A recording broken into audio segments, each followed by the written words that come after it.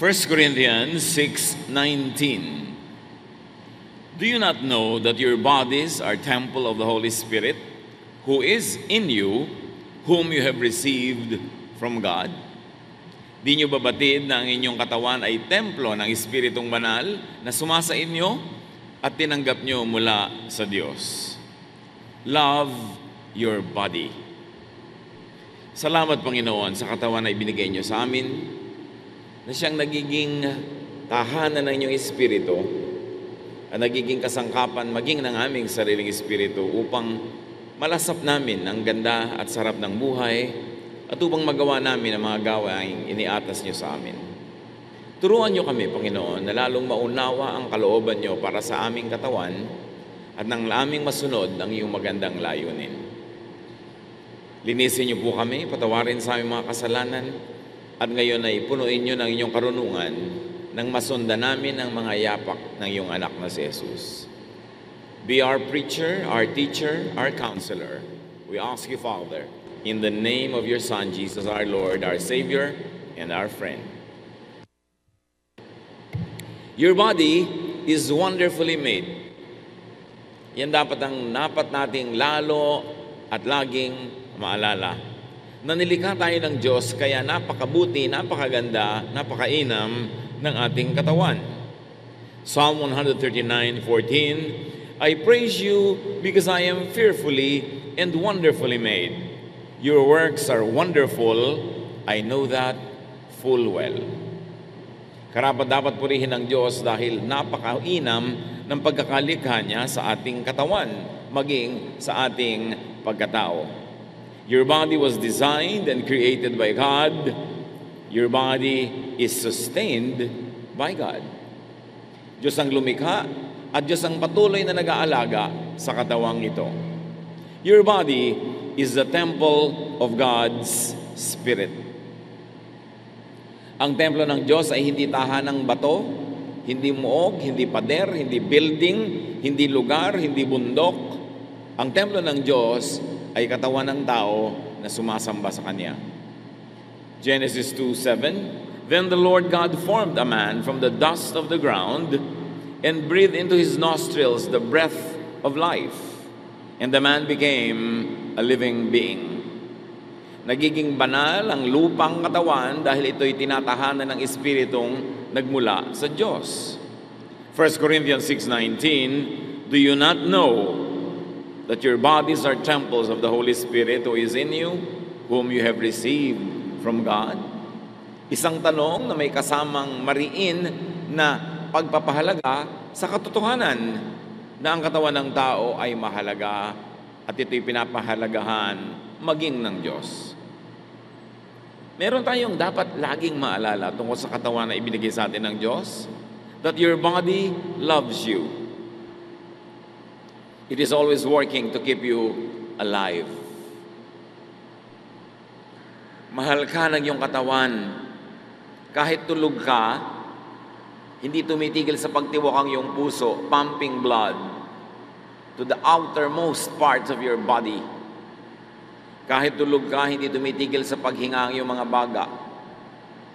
Kapag nasugatan ng iyong katawan, ang iyong dugo ay naaampat, hindi tumitigil ng paglilingkod sa ating katawan.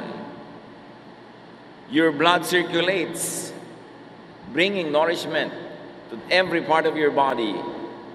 Kahit hindi mo alam, your hair and your nail grows. Your immune system is always defending you and fighting you against invaders, against infection. Your stomach always digests your food, and your senses are always working to defend, warn, protect, and even please you. Hindi tumitigil sa paglilingkod ang katawan na ito. Ano man ang ating kinakain, sinasala ng ating atay. Ano man ang ating ginagawa, ikinokorek, binabalanse ng ating katawan. Pag pagod ka na, pinapaantok ka ng iyong katawan para ipahinga mo siya. Dahil hindi siya pwedeng abusuhin ng sagad-sagaran. Pagka sobra na ang tulog mo, ginigising ka na. Pagka nga ikaw ay nanganganib, pag natutulog ka, ginigising ka ng iyong katawan. Pagka nga maiihi ka na, ginigising ka pa rin ng katawan mo para gawin mo na yon. Mahal na mahal tayo ng ating katawan at inutusan ng Diyos ang ating katawan na tayo'y mahalin. At inutusan din ang katawan na mahalin ang isa't isang bahagi nito. Galing yun sa may likha. 1 Corinthians 12:24-26. Although it has a spiritual value, but first of all, it has a physical value. God has put the body together. Its parts should have equal concern for each other. If one part suffers, every part suffers with it. If one part is honored, every part rejoices with it. Nagtutulungan, at sabi nga sa kasabihan ng matatanda, ang sakit ng kalingkingan, ramdam ng buong katawan. Nagtutulong-tulungan ng bahagi ng ating mga katawan para mabigyan tayo ng napakagandang serbisyo. Kaya pagkakakain ka na, ang halos lahat ng dugo ng iyong katawan pumupunta sa iyong digestive system para tunawin ang iyong pagkain. Kaya ka inaantok pagkakain kasi nababawasan ng blood supply ang iyong brain, nagpupunta kasi sa stomach. Nagtutulungan sila, nagbibigayan, at ito ay kalooban ng Diyos. Kaya naman napakahalaga na pag tayo nagpapagamot, especially in this day and age of specialization, dapat tinitingnan mo yung buong katawan, may nag-aalaga ng buong katawan. Kasi kung minsan, nagpapagamot ka lang sa isang espesyalista, halimbawa sa puso, o espesyalista sa balakang, o espesyalista sa buto, pagka hindi mo binantayan, baka mapabayaan yung atay mo, at siya ang magdala ng lahat ng gamot na kinakarga doon ng specialist, kasi nga kanya-kanyang espesyalisasyon. Pero dapat merong general practice para maalagaan ang bawat bahagi ng katawan na hindi pinapagaling mo yung isang bahagi ang nagdurusa yung kabila. One of the bad side effects of specialization, pagka hindi naging mapag-ingat ang tumitingin sa atin. Ephesians 4:16, again another physical reading of an otherwise also a very spiritual reading. Under His control, all the different parts of the body fit together, and the whole body is held together by every joint with which it is provided. So when each separate part works as it should, the whole body grows and builds itself up through love. Of course, it can also refer to the church as a body of believers. But first and foremost, it has a physical meaning. Na pag nagtutulungan ang bawat bahagi ng katawan, ang katawan sa kabuuan ang nakikinabang. Kaya hindi ka dapat magpasarap sa dila mo na kain ka ng masarap na maalat, tapos nagkakaroon ka ng mga bato. Nagkakasakit ka at nahihirapan yung iyong atay.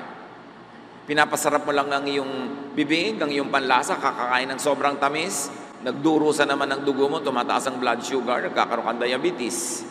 Dapat nagtutulungan ang bawat bahagi ng katawan at hindi kinukonsente lang o pinapasarap yung isa lamang at the expense of other parts. Your body heals and restores itself. Wala kang kamalay-malay, yung sugat mo gumagaling. Your body speaks to you about survival, health, and wellness concerns. Kaya may mga balat tayo na sensitive sa lamig o init, binibigyan tayo ng warning, mag-jacket ka, o magpaypay ka, o maligo ka, kasi nahihirapan ang iyong katawan sa extreme temperatures. Napaka-importante na nakikinig tayo sa ating katawan. Pag sobra tayong napapagod, nagpapahiwatig ang katawan, nanlalata, nanlalambot, inaantok tayo, kasi kailangan niya magpahinga. Your body loves you. So love your body back. Keep it alive and healthy. Ang pag-iingat, pag-aalaga sa katawan ay isang uri ng mataas na pagsamba sa Diyos. Dahil kung mahal mo ang Diyos, mamahalin mo ang ibinigay niya. Pag minamahal mo ang ibinigay niya, minamahal mo ang nagbigay. At iyon ay isang uri ng pasalamat, papuri, pagsamba. Keep your body clean. Outside. Sa panglabas muna, napakahalaga na laging malinis ang ating katawan na hindi naman problema ng marami Pilipino. Salamat na lang, nilikha tayo ng Diyos sa ating kultura, likas tayong mahilig maglinis ng katawan. Pero sa mga nakakalimot, dapat itong maalala. 2 Corinthians 7:1, we should stay away from everything that keeps our bodies from being clean. The physical body, and of course, the spiritual body. Isaiah 1:16, wash yourselves clean. Dapat malinis lagi para hindi tayo nasasalakay at nagugupo ng mga mikrobyo. And of course, keep your body clean inside. Sa ating mga Pilipino, karamihan sa atin, wala tayong problema sa paglilinis ng katawan ng panglabas. Pero kailangan nililinis din natin ang loob. Feed your body with healthful foods and drinks. Ligo ka ng ligo, pabango ka ng pabango, ang linis-linis mo, tapos umiinom kang lason. Yung mga kung ano-anong mga sobrang carbonated, sweetened, artificial, chemical drinks. Mga inumin na nagpapanggap na juice. Pag nakita nyo, pineapple drink, hindi yun pineapple juice, kaya nga ang tawag drink. Fake na juice yun. Baka may isang patak na juice at may pakulay, may artificial flavoring, maraming sugar, inom ka ng inom, pinaparumi mo ang loob ng iyong katawan. Inom ka ng inom ng mga sobrang daming asukal, daming kulay, minsan jobos na yata ng sapatos ang nakalagay sa tosino. Kailangan pinag-iingatan yung mga artificial na yan. Every unhealthful matter that enters your body has to be filtered, processed, eliminated, or endured by your body.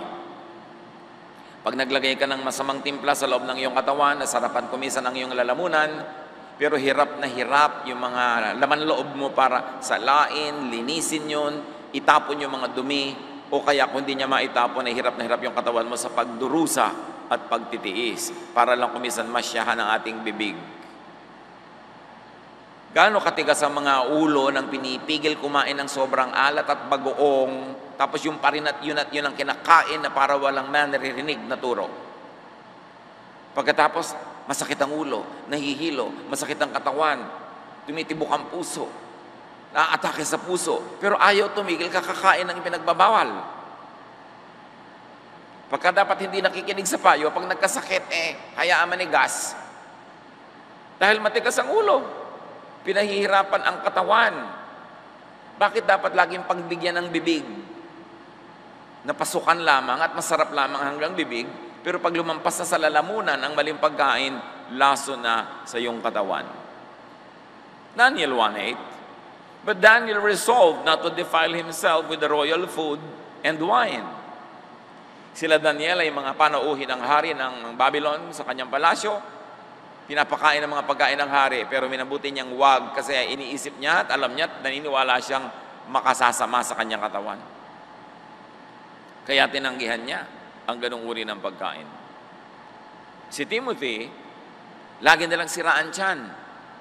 Ang payo sa kanya ni Paul, 1 Timothy 5:23, stop drinking only water. Take a little wine to help your stomach trouble and other illnesses you always have. So sabi, puro tubig lang ang iniinom mo, hindi naman laging malinis. May mga impeksyon, may mga butete, may mga itlog ng lamok. So, tumigil ka muna ng kainom niyan at uminom ka ng bahagyang alak na may alcohol content that can disinfect your body. Nakita niyo ang kabanalan nitong si Pablo, ang payo niya ay hindi dasal, kundi uminom ng gamot. And in that case, lalong-lalo nung araw na hindi pa naman napaka-develop ng pharmaceutical industry, wine was always one of the most available medications that people could have. So, praktikal ang ipinayo, hindi spiritual na huwag kang iinom ng gamot, magdasal ka lang. Si Pablo na yon, sabi niya, uminom ka ng alak para yung sira ng sikmura mo'y mapabuti. Ngayon naman, kung minsan yung sumosobra ka sa pag-inom, kaya nasisira ang yung stomach. Nagdurusa ang atay, kaya dapat balanse yan. So feed your stomach with good foods and feed your mind with healthful thoughts. Nililinis mo ang labas ng iyong katawan, nililinis mo ang iyong mga lamang loob, ang iyong bodily organs, pero nililinis mo ba ang iyong utak? O pinupuno mo ng takot, pag-aalala, panay ang iyong pag-i-imagine at guni-guni ng mga nakakapagpabalisa, nakakagalit. Pinupuno ba natin ating isip ng inggit, ng pagkamuhi, Lason lahat yan. Lason sa isip na nagbubunga sa sakit ng katawan because it is mind over matter. Faith over the material world. Kung ang pinaniniwalaan at sinusubaybayan ng iyong utak ay takot, hirap, yun ang lalabas sa iyong katawan. Kaya maraming mga sakit na hindi masuri ng x-ray machine o hindi makita ng ultrasound kasi spiritual ang pinagmumulan, emosyonal, mental. Philippians 4:8, keep your minds on whatever is true, pure, right, holy, friendly, and proper. Don't ever stop thinking about what is truly worthwhile and worthy of praise. Ituon ang isip sa mga bagay na mabuti, maganda, banal, tama, nakabubuti para sa iyo at karapat-dapat. Sabi, huwag kayong tumigil ng kaiisip ng mga bagay na makabuluhan at sukat ipagpuri. Hindi ipagreklamo, ikalungkot, ikainis. Bakit mo pupunuin ang iyong puso ng inis, ng galit, palalakihin mo yung maliit na bagay, ang nagdurusa ang presyo ng iyong dugo, ang nagdurusa yung tibok ng iyong puso, ang iyong pulso, ang iyong katawan. Why make your body suffer? Huwag gawing basurahan ang utak, ang ating isip. Kung ayaw mong gawing basurahan ang iyong kwarto, basurahan ang iyong kusina, mas maingat ka dapat na hindi mo gawing basurahan ang iyong utak. Pag may bubulong-bulong, chichismis-chismis, naninira, nanggagalit, nanunulsol, tanggihan. Bakit yung hahayaan na tambakan niya ng basura ang laman ng iyong isip? Make your body, move your body. Kailangan ng katawan, gumagalaw. Nilikha tayo ng Diyos sa gumalaw. Kaya yung nagbubuntis, nalalaman niyang buntis na siya dahil sisikad-sikad, gugalaw-galaw yung bata doon sa loob. Nandun pa sa loob, gumagalaw na. Dapat ang taong nabubuhay, unless paralyzed siya, ay gumagalaw. At kung mahina ang katawan, gumalaw ayon sa kaya ng katawan sa oras na yon. Because life moves. Ang lahat ng kahuli-huli at kaliit-liitang cells ng mga living things, pag tinignan mo sa microscope, lahat gumagalaw, naggagalawan lahat. There is life in movement. And therefore, do your body a favor, work. Kailangan ng tao nagtatrabaho kasi yung trabaho, exercise din yun. Exodus 20:9-10, you have 6 days when you can do your work. Mahalaga ang magtrabaho. Kumikilos ka sa bahay, gumagawa ka ng maraming bagay para ang katawan kumikilos, lalo itong lumalakas. Psalm 104:23, then we go out to work until the end of the day. Marami mga tao na de-depress kasi hindi nagtatrabaho, walang ginagawa, nalulungkot tuloy, dinadalaw, pinamumugaran ng lungkot dahil walang ginagawa. Kailangan ng tao may ginagawang katawan, and work also affirms our worth.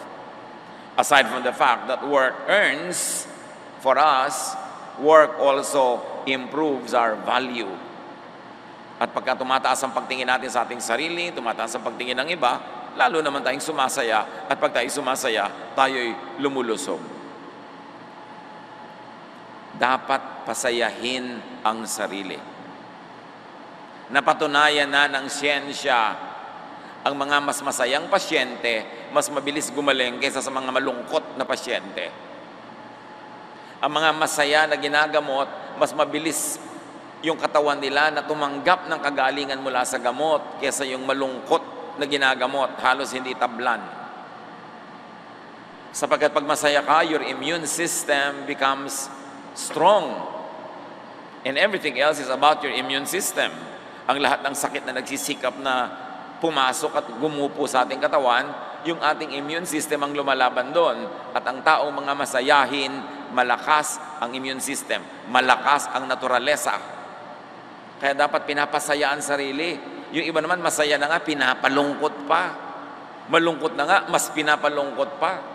Pag dinadapuan ka ng lungkot, itaboy mo agad. Kailangan pasayahin mo ang iyong sarili. Huwag kang lagi magdramang bukid. Huwag kang lagi mag-isip ng mga sentimiento, mga nakakalungkot, mga pagsisisi, hinanakit, galit, puot. Kasi magkakasakit ka. In fact, sakit na nga yun. Sakit na yun ang utak. At ang sakit ng utak ay napakabilis maghawa sa katawan. Exercise. Sa abot ng iyong kaya, dapat ang tao ay nag-e-exercise. Bago umuso ang mga machine, maraming exercise ang tao. Pero ngayon, lahat na, pati ba naman pagbubukas lang ng TV, paglilipat ng channel, remote na, hindi na tumatayo, hindi na gumagalaw ang tao. Kaya napakaraming mga ginagawa yung katawan na ang ending, tumatamad, nade-depress, humihina. 1 Timothy 4:8, exercise is good for your body. Ang taong maka-Diyos, nag-e-exercise. Sabihin nyo nga sa katabi nyo, with feelings, hindi na dadaan sa dasal lang lagi. Maka-Diyos ka pala, mag-exercise ka. Bahagi yon ng tamang pananampalataya. Ulitin nyo pa. Ganyan, may kasama dapat panlilisik ng mata. Lalo't alam nyo yung kausap nyo, napakatamad mag-exercise. Tapos upo ng upo, kain ng mga kung ano-ano mga sitsirya. Aba, ba't di ka nalang tumalon sa building nang madali ang iyong pagpapakamatay? Kasi pinapatay mo ang iyong katawan. Very importantly, dance. Magsayaw kayo mga kapatid. Minasama kasi ng mga relihiyoso yung sayaw nitong mga nakaraang huling daang taon. Samantalang nung unang panahon, ang pagsasayaw ay talagang kasama sa pagsamba. Minasama ng mga conservative westerners yan. Hindi ibig sabihin nun, tama sila. Kaugalian lang nila yon. Ecclesiastes 3:1-3. Everything on earth has its own time and its own season. There is time for dancing. Bahagi yun ng isang maka-Diyos na buhay. Kasi ang katawan natin, binigyan ng Diyos ng rhythm. Nakakarinig ka lang nga ng tugtog, napapaganon yung katawan mo dahil sumusunod, nilikha. Ang bata, hindi mo tuturo ang sumayaw. Pag nakarinig ng tugtog, sasayaw. Tapos maraming mga relihiyoso ngayon, bawal sumayaw. Bawal umindak, bawal umugoy-ugoy na ganon. Para sa kanila, pag banal ka, dapat bato ka. Imbento lang nila yon, hindi yun galing sa Diyos. Galing lang yon sa kanilang conservative backgrounds and they're passing it on as spirituality and godliness. No, version lang nila ng spirituality yon at huwag kayong pabulag sa ganong mga ideya. Do not demonize dance. Katulad ng do not demonize rest, enjoyment, pleasure. Ang pagmamasama sa sayaw, sa sarap, pagpapasarap, pag-enjoy, Gnosticism yan. At pag-uusapan natin mamaya yung napakahirap ispellin at i-pronounce the word na yan.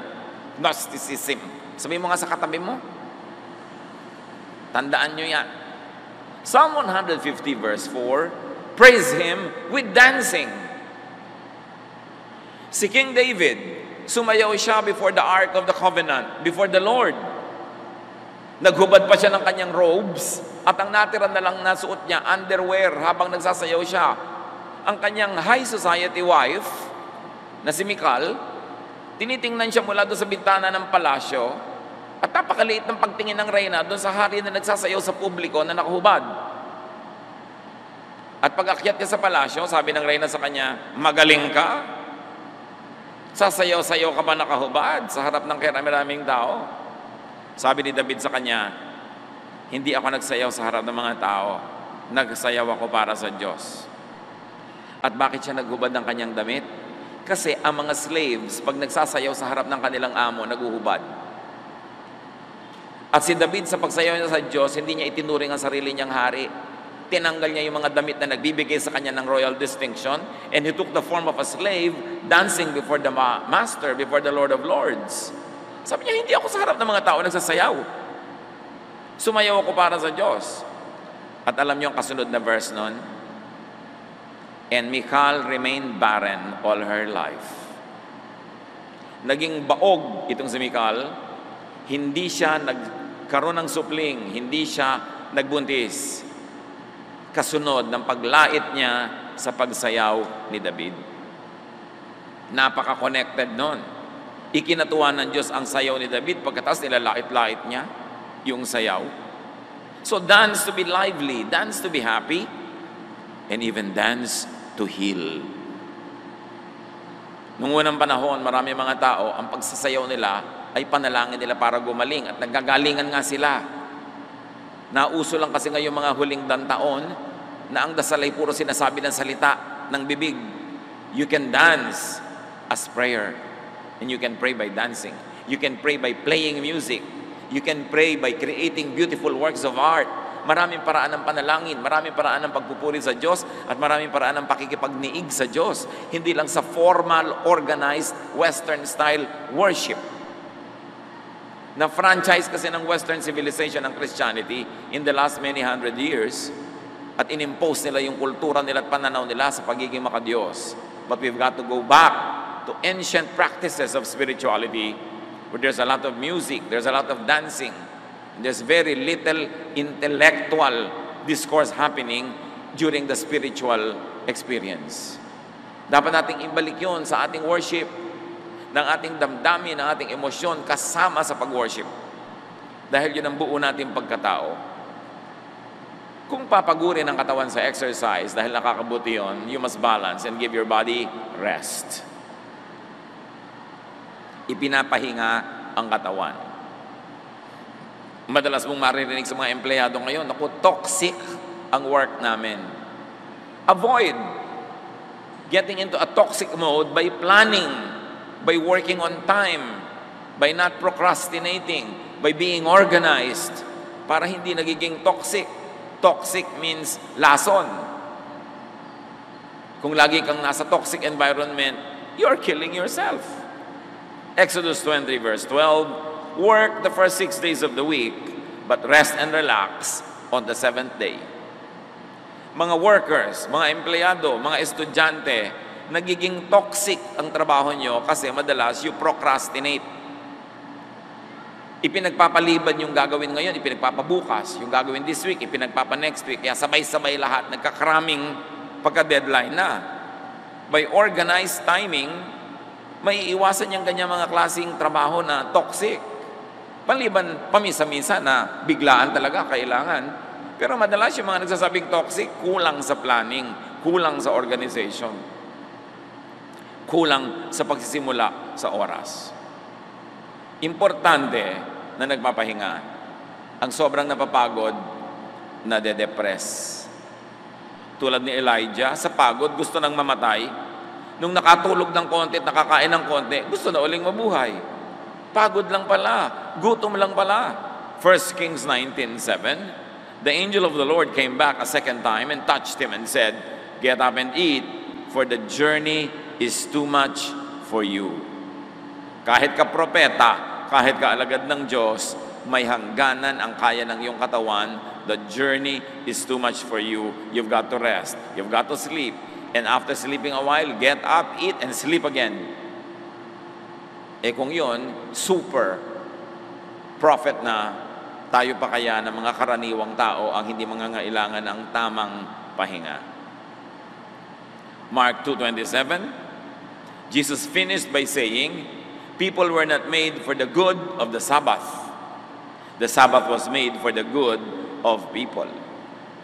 Yung mga tao kasi sa sobrang pagiging relihiyoso, naging amo na nila yung pag-observe ng Sabbath. Sabi ni Jesus, baliktad, ibinigay ang Sabbath para sa inyong kapakanan, hindi para paglingkuran nyo siya. So gawin nyo during the Sabbath kung anong nakakasiya, nakakalugod, at nakakapagpasaya sa inyo. Para sa inyong kabutihan yan, hindi yan amo. People of God, give your body enjoyment, pleasure. Reward yourself. Reward your body. Si Solomon na binigyan ng iba yung katalinuhan, hindi niya na-miss yung mahalaga. Sabi niya sa Ecclesiastes 2:10, I denied myself nothing my eyes desired. I refused my heart no pleasure. My heart took delight in all my labor, and this was the reward for all my toil. Well, hari naman kasi siya, kaya marami siyang ma-afford na pleasures. So within what you can afford, please yourself. Please your body. And don't feel guilty about it. Yan nga yung pinag-uusapan natin kanina na Gnosticism. Recognize and be free From the Greek, anti-body philosophy. Itong Gnosticism ay inimbento ng mga Greeks na halos maitutumbas mo ang katuruan na ito sa kontra siya sa katawan, kontra sa sarap ng katawan, kontra sa layaw ng katawan. Post-Jesus Christianity and to some extent Judaism were both influenced by a philosophy of the first century known as Gnosticism. From the Greek, gnosis, meaning knowledge. Ang kultura ng Israel ay hindi purely Israelite. Ang kultura ng Israel ay nakikipag-ugnayan, ay impluensya ng mga kapitbahay niya sa habang panahon. At isa dito na naka-influensya sa kanya ay Greece, of course, because it was a very major civilization. And the major philosophy of Greece for a long time before Jesus was born and during was Gnosticism. Gnosticism drew its core doctrine from Plato's dualistic contrast between the invisible world of ideas and the visible world of matter. Isa sa mga pinakamalalaking philosophers ng Greece, si Plato. At si Plato, pinaghiwalay niya yung nakikita at di nakikita.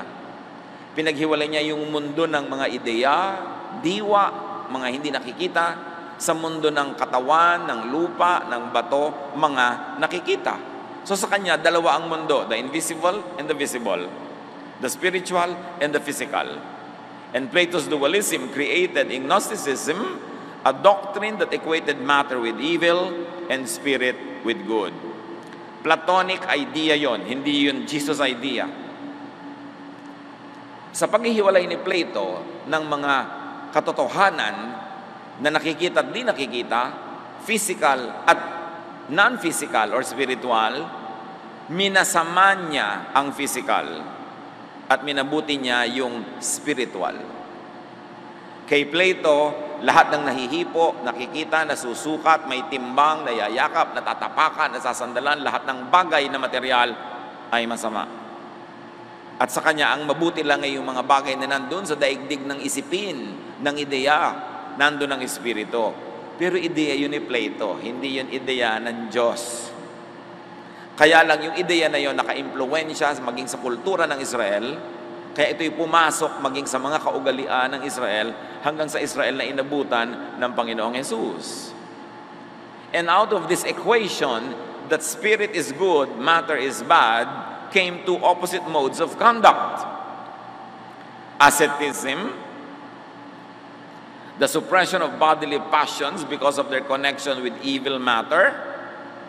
So isa yan, dahil dalawa ang katotohanan, spiritual at material, mabuti at masama, nagkaroon tuloy ng isang uri ng pananalig, yung isa asceticism, pagsupil, pagpipigil, pagpatay, pagtanggi sa lahat ng gusto ng lupang katawan. At iyon ay itinuturing na kabanalan. Galing yun kay Plato, hindi sa Diyos. Linawin nyo yun. And there's another set of beliefs and worldview, libertinism or sensualism. And what is that? The indulgence of bodily passions because of the transience and consequent unimportance of matter. So, kung sa isang banda, merong asceticism, ayaw ng lahat ng sarap ng katawan dahil masama, yung kabaliktaran naman sa kabilang dulo, sensualism. Dahil sa kanila, hindi naman ganun kahalaga ang matter, ang katawan, at ito'y mawawala rin, at pag nawala ito'y tapos na ang buhay, dapat samantalahin mo na habang nabubuhay ka, lasapin mo na lahat ang lalasapin, gawin mo na lahat ang gagawin, lahat ng sarap, angkinin mo na. Yun yung kabilang extreme. At nagbanggaan ng dalawang ideya na ito, dalawang uri ng pananaw, at dalawang grupo ng mga tagasunod ng pananaw na ito. Ito ay malaki ang impluensya sa spiritualidad ng Israel, kaya hindi naman lahat. Pero may mga nagturo at may mga kaugalian sa Israel na minasama ang anumang masarap sa katawan, at ginaglamorize ang anumang mahirap. At nagbunga ito sa 2,000 years of Christian history later ng monasticism. Asceticism din yun, yung ayaw kumain, puro ayuno, bawal ang tugtog, bawal sumayaw, bawal masarapan, bawal sumaya, pinaparusahan ng katawan, hinahampas, nilalatigo, nagsusuot ng may mga pantusok na mga sinturon sa kanilang mga binti at hita para sumakit lagi ito. Lagi nilang sinusuppress ang feeling, minamasama nila ang sexual desire, minamasama ang desire for food, lahat ng masarap, lahat ng mabuti sa katawan, evil. Asceticism yun. Hindi dapat ganun ang pananaw ng mga Kristiyano. Pero hanggang ngayon, akala ng mga Kristiyano, ang kabanalan ay huwag kumain ng masarap, huwag mag-enjoy sa buhay, huwag tumugtog, huwag mag-party, huwag makilahok, kundi magdusa, magtiis, mag-ayuno, magtimpi, at itanggi ang tunay na darama. Kaya sabi ni Jesus, you hypocrites, ayaw niyong tanggapin ang tunay na darama nyo dahil iniisip nyo masama yun. Of course, hindi rin mabuti yung kabilang extreme na sensualism, na puro na lang layaw ang inatupag, kahit pa nga gumagawa na lang masama, nagnanakaw na ng layaw, nagnanakaw na ng mga ipang tutusto sa layaw, kabilang masama naman yun. So dapat ang tao may balance. Sabi ni Solomon, a godly man will avoid all extremes. Kahit extremist na asceticism, extremist na sensualism, hindi yun mainam. And this Platonic dualism seeped into certain forms of Judaism and consequently Christianity even today. Kaya ngayon may matatawag ang conservative, super conservative Christians, bawal sumaya. Galing yon sa Greek asceticism, galing yon sa Greek Gnosticism, hindi yun galing sa Diyos, hindi yun galing kay Jesus. You better set the record straight. Kahit yung mga unang Kristiyano, may mga ascetic ang style. May mga subscribe sa Gnosticism because the Gentile church was under the influence of the Greek civilization.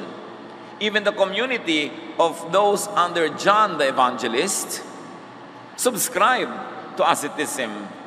Kaya sa Book of John, napakaraming paghihiwalay niya sa spirit, sa matter, sa masama't mabuti, sa liwanag, sa dilim. Maraming ganun si John at ang kanyang mga followers were considered very, very ascetic in their exercise of their Christianity.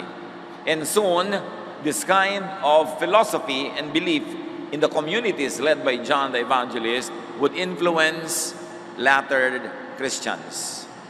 Later Christians, may influence sila. But Jesus taught and modeled enjoyment. Yan ang hindi na-appreciate ng maraming Christian madalas. In fact, sabihin nyo nga sa katabi nyo ang sagot, ano ang unang himala ni Jesus? Sabihin sa katabi. His first recorded miracle was to turn water into wine. Tama ang sagot o hindi tama? Hindi niya nilagyan ng ulo yung sardinas, hindi yun ang unang miracle. Ang unang miracle was, ang tubig ginawa niyang alak. Bakit? Wala nang alak, may wedding party, edi uwian na. No, Jesus turned water into wine to extend a wedding party. Yun ang unang-unang himala. You would think na ang unang himala niya dapat nagpalakad ng pilay, nagpagaling na may sakit. No, ang unang himala niya, in-extend niya yung kasiyahan ng isang pagtitipon. Yun palang kitang-kita na kung ano ang tunay na layunin ni Jesus para sa mga tao. And throughout the Gospels, you see Jesus eating and drinking. Matthew 11:19, but the Son of Man goes out around eating and drinking. And you say, that man eats and drinks too much. He is even a friend of tax collectors and sinners. That is the Jesus, our Savior, the Son of God, the King of Kings, the Lord of Lords, the Teacher of Teachers. He went around eating and drinking. Bring this Jesus back to Christianity. Kasi inalis siya ng asceticism, inalis siya ng Gnosticism, at pinalitan siya ng conservatism.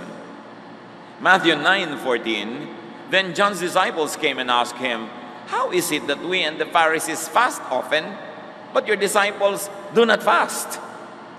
Nakita nyo, siyempre kung anong ginagawa ng Master, yun ang ginagawa ng mga tagasunod. At ang mga tagasunod ni Jesus ay nilalait, tinatanong, ba't hindi kayo mahilig mag-ayuno? Bakit kami? Ayuno ng ayuno. Tapos kayo, hindi. Then later on, Christians would glorify fasting too much. May gumagaya pa kay Jesus ng 40 days. Hindi naman niya sinabing gayahin siya. At yun lamang ang recorded fast ni Jesus. A very important fast, which happened only because he was in the wilderness and there was nothing to eat. Hindi naman siya nagpasyang magfa-fast ako ng 40 days. Dinala kasi siya ng Espiritu sa ilang at doon siya ay sinubok. At nagkataon, wala naman siya dalang bawang pagkain. Kaya 40 days siya tuloy nag-fast, pero hindi sinabing gagawin mo rin yun sa buhay mo dahil hindi naman ikaw si Jesus. Kasi kung kokopyahin mo yun, di ba di ka nalang papako sa krus? Kumpletuhin mo na ang pagkopya. Meron tayong kinokopya kay Jesus, sinasabi ng ating utak. Pero merong hindi, pangkanya lang yun. Ministry niya yun, hindi natin ministry. And Jesus is known to rest and to sleep. Kaya nga kahit na may bagyo na at windang-windang na yung kanilang sasakyang pangdagat doon sa gitna ng bagyo, tulog pa rin siya. Mark 4:38, Jesus was in the stern, sleeping on a cushion. The disciples woke him up and said, "Teacher, don't you care if we drown?" Natutulog si Jesus sa tamang panahon, sa tamang oras, kumakain, nag-e-enjoy. Ang kauna-unahan niyang public miracle was at a party, a wedding party. The first miracle was to turn water into wine. Do you know that Jesus, or there's another type of Jesus in your mind, na isinaksak doon ng religion, inimbento ng religion, pero hindi yun ang tunay na Jesus of the Gospels. Bring Jesusness back to Christianity. Jesus na nagpapalaya, Jesus na masarap kasama, Jesus na gustong mag-enjoy ka sa buhay, at Jesus na gustong ikay maging mabuti, matuwid, gumawa ng mabuti sa kapwa, at hindi mo ninanakaw sa kapwa ang iyong kaligayahan, pero magpakaligaya ka. Mahalin ang katawan. Nakita natin si Jesus, inalagaan din niya ang kanyang katawan. Fill your lungs with clean air. Pagkatapos alam mo na masama yung usok ng sigarilyo, naninigarilyo ka pa, hindi ka nalang magbaril ng madali. Pagkatapos hindi ka kontentong naninigarilyo ka sa public place, lahat ng taong allergic sa usok, nauusukan mo, sa kaligayahan mo, may nagdurusa, kaya ng konsyensya mo yun. Masarapan ka lang, nagdurusa yung katabi mo. Fill your nose with fragrance. Kaya nga ngayon, merong aromatherapy, nakakapagpagaling ang pag-amoy ng mabubuting halimuyak.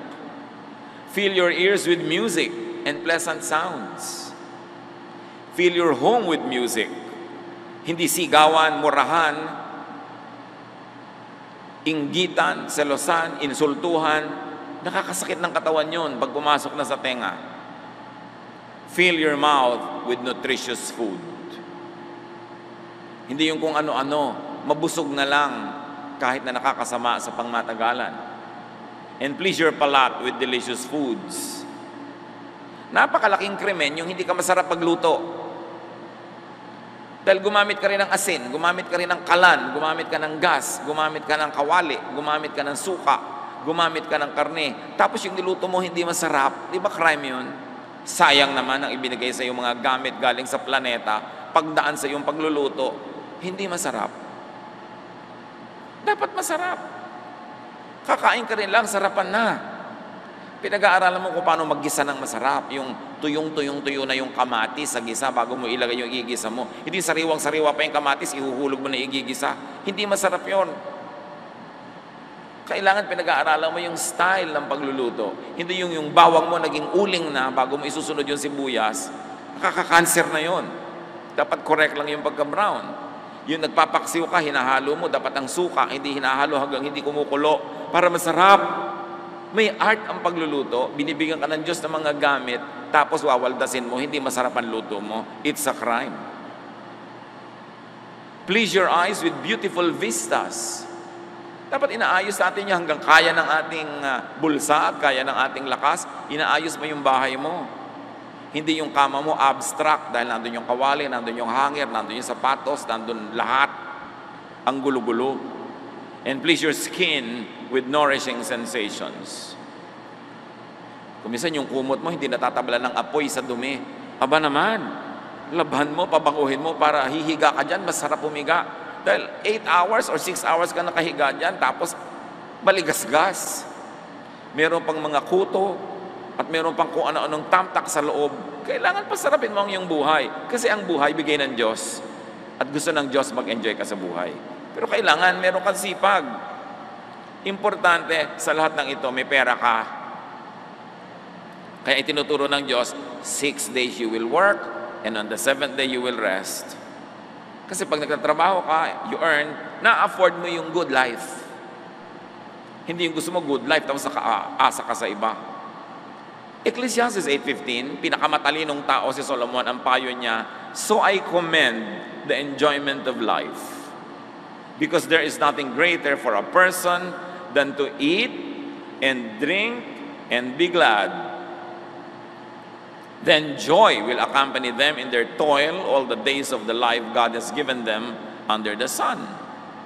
Sabi ng Contemporary English Version, there is nothing better than to enjoy our food and drink and to have a good time. Then we can make it through this troublesome life that God has given us here on earth. Sabi ni Solomon, hindi mo maiiwasan, maraming hirap, maraming lungkot, maraming dusa ang buhay. Pero para mo ito mapagtagumpayan, malampasan, malabanan, mag-ipon ka ng maraming saya at sarap sa buhay mo. Habang kaya, tuwing pwede. Para yung iniipon mong saya, yung iniipon mong sarap, doon ka mag-withdraw sa panahon na ikay nahihirapan, may problema, at merong pain. You've got to invest in your happiness, in your pleasure. That is Solomonic. Siya ang pinaka-matalinong tao sa Old Testament. Tapos si Jesus sa New Testament, pareho silang nagsasabi, eat, drink, enjoy your life. Hindi bawal yan sa Diyos. Ang nagpabawal niyan, the Greek idea of Gnosticism, si Plato, na naka-influence sa maraming Hudyo, sa maraming Kristiyano hanggang ngayon. At akala nila yung ganung pagdurusa at pagtitiis ng katawan ay galing sa Diyos. No, galing yun kay Plato. Corinthians 6:19-20. Do you not know that your bodies are temples of the Holy Spirit who is in you, whom you have received from God? You are not your own. You were bought at a price. Therefore, honor God with your bodies. Sabi, hindi nyo pag-aari ang mga katawan nyo. Diyos ang lumikha, Diyos ang may bigay, at Diyos din ang tumubos sa pamamagitan ni Jesus. Kung ganon, kung sinasamba nyo ang Diyos, pahalagahan nyo ang inyong katawan. Yan ay pagbibigay halaga sa Diyos. Yung pagbibigay halaga sa katawan, hindi ibig sabihin pagtanggi sa lahat ng gusto nito, pagtitiis. No, pagtanggi lang doon sa masama, sa nakakasama, at sa inaagaw at ninanakaw pa sa iba. Pero on all other innocent pleasures, enjoy your life. Because life is a gift from God. It is to be enjoyed. It is not to be problematized. Do not squander your health for wealth. Then later squander your wealth for health. Ano yung mga tongue twister na yan? Maraming tao habang bata, pinupudpud ang katawan, inuubos ang kalusugan para magkapera. At syempre, magkakapera naman kung pinalad. Pero may sakit naman, nagdusa ang katawan, kaya later uubusin mo rin lahat ng pera mo para ka lang magpagamot. Sayang.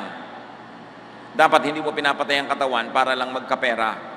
Magkapera ka pero sa tama at balansing paraan, hindi yung sobrang pagtitiis, pagdurusa. Napakaraming mga halimbawa, mga nagtatrabaho sa ibang bansa, ang tagal-tagal nandun pagkatapos sa kakasakit. Pag uwi dito, may sakit na, hindi na ma-enjoy ang inipon. Kasi araw-araw, kinakain delata, nagtitipid para maipadala lahat sa Pilipinas. Hindi na nakakakain ng sariwang gulay, sariwang prutas, puro delata. May bunga yon sa katawan. Kaya dapat huwag kang sobrang magtipid. Mag-enjoy ka rin, magtipid ka ng konti, mag-enjoy ka ng konti, sabay. Hindi puro, saka na ako mag-enjoy, puro pagtitipid.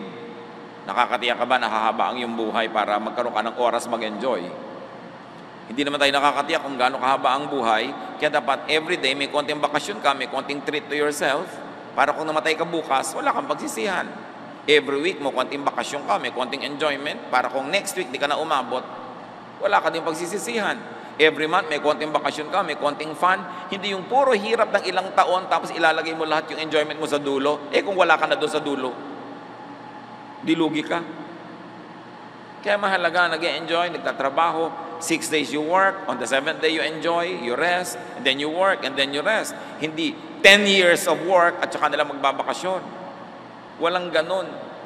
Hindi yun mabuti para sa ating katawan. Do not poison your body with unhealthful foods and drinks. At magdahan-dahan sa pag-inom ng mga gamot, lalo yung nabibili over the counter. Konting sakit ng ulo, gamot. Konting sakit ng bewang, gamot. Hindi mo alam ang mga side effects niyan. Kung makakayanan mong ipahinga na lang, itulog yan, ikain ng masarap para mawala. Pero lagi na lang gamot, gamot, gamot. Siyempre, gusto naman ng pharmaceutical industry yan. Pagkatapos mamaya, may mga side effect pala, tinutubuan ka na ng payong sa likod na ayaw naman bumuka. Mabuti sana kung bumubuka yung payong. So kung ano na nangyari sa'yo, dahil ang konting sakit ng ulo, puro gamot, gamot, gamot. Meron naman mga doktor, walang gawang reseta, reseta, reseta. Siyempre, dahil pag reseta sila ng reseta, natutuwa sa kanila yung drug company. Ingat ka rin ang ingat, hindi lahat ng dire-reseta, lulun ka ng lulun. Suriin mo rin, mag-aral ka. At kung may natural na paraan ng paggaling, lalong mabuti yun. Hindi yung may side effect. Do not weaken your body with lack of movement and exercise. At mga kapatid, I like to end with this. Kahit anong gawin mo, 90% darating at darating ang panahon magkakasakit ka, magkakaroon ng pain, kailangan handa ka doon. Magtrabaho, kumita, mag-ipon, bumili ng matino at reliable na health insurance, hospitalization insurance, para kung magkasakit ka, may pampagamot ka naman. Hindi yung ang napakasakit sa lahat yung bulsa ang nasaktan dahil hirap na hirap ka. Pinapayuhan ka pa ng 3 araw sa ospital, gusto mo nang lumabas kasi wala ka ibayad. Hindi naman surprise Hindi pa ba nangyari sa mga lolo natin yan, sa mga magulang natin, nagkakasakit sila at wala silang paghahanda? Tapos iaasa mo sa iba ang iyong pagpapagaling, halos ipalimos mo ang iyong pagpapagamot, o kaya kung wala, magdusa ka mahirapan. Gusto niyo ba mangyari sa mga sarili niyo yun? Meron ba kayong preparation for times of sickness? Are you covered with health insurance? O kung hindi, meron ba kayong malaking savings? Huwag namang mangyari kahit kanino, pero meron nagkakaroon ng cancer. Dapat naman may pambili ka man lang ng morphine para kung mamamatay ka man lang, namatay kang nakangiti, kesa nakasimangot. Pagka hindi na talaga magamot ang sakit, pain management is important and it is costly. Kailangan, meron kang inihahanda na kung sakasakali, huwag naman, at napuan ka ng ganito, may pambili ka man lang ng pampamanhid ng sakit. Kung hindi ka man mapagaling nun, mabawasan ang kirot. Hindi surprise ang mga ganyan sa buhay. We are surrounded by so many people who suffer this kind of situation. Prepare. Kailangan may itinatanim ka para meron kang aanihin. Pag may isinuksok, may mabubunot. Sabi ng matatanda, pag may tiyaga, may nilaga. Spare your body from pain, but prepare for possible pain. Earn, save, have a coverage. And one more thing. You could be surrounded by people who are suffering. Maring asawa mo, nanay mo, kapatid mo, anak mo, kapitbahay, kaibigan, ay may dinaramdam, may sakit. Be sensitive. Be kind. And be helpful to those in discomfort rather, to those in pain. Be charitable. Kung dadalaw kayo sa ospital, imbes kung ano ng bulaklak na kumisa, nakakahika pa, ang daladala, mga prutas na bantay lang naman ang kumakain, at kung ano-ano pa. Pagdadalaw kayo at meron din lang kayo kahit konting pera, dumaan muna kayo doon sa kahera, itanong nyo, magkano na ang bill ni patient number ganon, sa ganong bed, sa ganong room. At kung kaya nyong bayaran lahat, bayaran nyo. Kalahati, 1/4, bayaran nyo. Pagpasok nyo sa inyong dinadalaw, daladala nyo yung resibo. O eto ang pasalubong ko sa iyo, binayaran ko na yung outstanding bill mo dyan, kahit konti man lang. Napakasarap na tulong. Kasi ang taong may sakit at walang pera ay talagang umaasa na lang sa kawang gawa at sa pag-ibig ng kapwa. So tulungan natin ating kapwa. You might be surrounded by people who are in pain. Sacrifice a little bit. May party ka, ang budget mo 100,000, pero may kamag-anak kang merong sakit. O gawin mo na lang 70,000 yung party mo, ibigay mo sa kanya yung 30. Mano ba naman yon? Bawasan mo na lang yung mga ribbon ng damit mo dahil ang dami naman. So pwedeng konti na lang, i-donate mo naman sa may kailangan. Napaka-importante mga kapatid. Dahil sa pakikiramay natin sa pagdurusa ng iba, kuminsan din natin alam, naliligtas pala tayo sa ganung mga pagdurusa rin. Panginoon naming Diyos, turuan niyo po kami na mahalin ang aming katawan, pati katawan ng aming kapwa. Turuan niyo kami na bigyan ng halaga ang aming kalusugan at maghanda rin kami sa mga posibilidad na magkasakit kami. Teach us to be practical, teach us to be wise. At habang may panahon, may oras at pagkakataon at kakayanan, turuan niyo kami to enjoy life, to be kind to our bodies, to treat our bodies to pleasure, to happiness, to rest, to comfort, while we also drive our bodies to work, and to work well, and to work hard.